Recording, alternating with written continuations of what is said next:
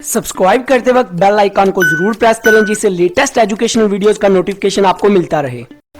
इस वीडियो में मैं आपको बताऊंगा clearing house interbank payment system क्या है, जिसको हम शॉर्ट फॉर्म में चिप्स भी कहते हैं, CHIPS CHIPS, an electronic system for making international payment in dollar and for changing money from one currency to another currency.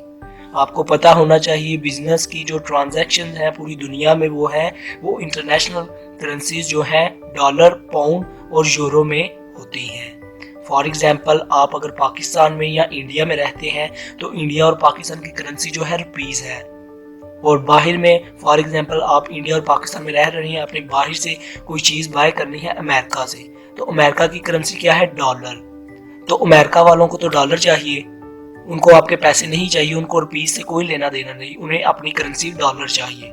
तो वो जो है डॉलर आप उनको, आपने बाहर अमेरिका से कुछ चीज़ मंगवानी है, आपको कोई चीज़ पसंद आई है, कोई चीज़ एक्सपोर्ट इंपोर्ट करवानी है, तो आपको डॉलर चाहिए। तो आपकी करेंसी को जो है ना डॉलर में चेंज करता है clearing house interbank payment system.